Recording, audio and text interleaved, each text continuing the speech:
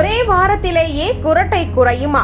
வீட்டில் கிராம்பு இருக்கா? அது போதும். வீட்டிலேயே அனைவரின் தூக்கத்தையும் கெடுக்கும் ஒரு தினசரி பிரச்சனை இந்த குரட்டை.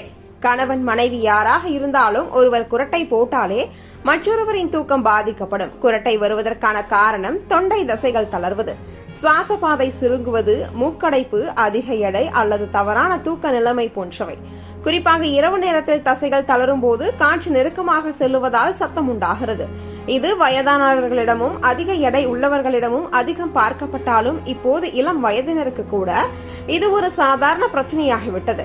இந்த பிரச்சனையை குறைக்க வீட்டிலேயே செய்யக்கூடிய ஒரு எளிய வழி கிராம்பு வென்றால். தூங்குவதற்கு சில நிமிடங்கள் முன்னாடி 2 கிராம்பு மென்று சாப்பிட்டால் தொண்டை மற்றும் வாய்வழி சுவாச பாதைக்கு இயற்கையான சூடு கிடைக்கும்.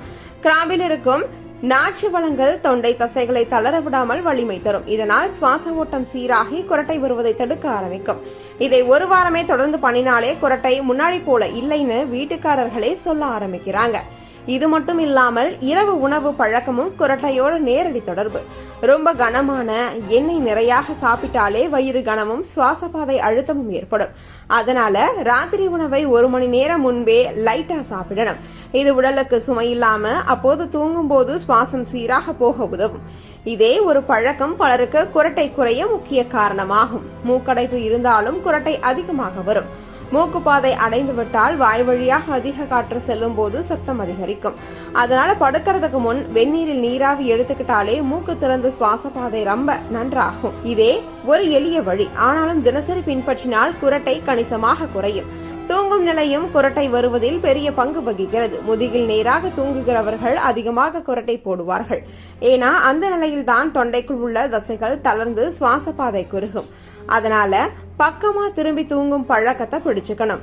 இது ஒரு சின்ன மாற்றம் தான், ஆனால் பலரின் குரட்டை பிரச்சனையை நேரடியாக குறைக்கிறது. அதே நேரம் அதிக எடை இருந்தாலும் தொண்டை சுற்றி கொழுப்பு படிந்திருப்பதால் சுவாச பாதையில் அழுத்தம் உண்டாகி குரட்டை வரும். தினமும் 15 நிமிடமாவது நடைபயிற்சி, கொஞ்சம் யோகா, மூச்சு பயிற்சி செய்தீங்கன்னா உடல் தளர்ச்சி குறையும், சுவாசம் சீராகும்.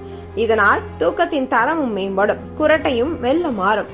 முடிவாக கிராம்பு மென்று சாப்பிடுவது, நேரமான உணவு, நீராவி எடுத்தல், பக்கமாக தூங்குதல், லைட்டான உடற்பயிற்சி, இந்த 5 விஷயங்களையும் ஒரே வாரம் தொடர்ச்சியா பண்ணினா குரட்டை மெல்ல மாறி ஒரு அமைதியான தூக்கம் கிடைக்கும். வீட்டுக்காரர்களும் நிம்மதியா தூங்குவாங்க.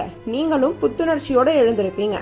ஒரு வாரம் முயற்சி பண்ணி பாருங்க, மாற்றம் தெளிவா தெரியும்.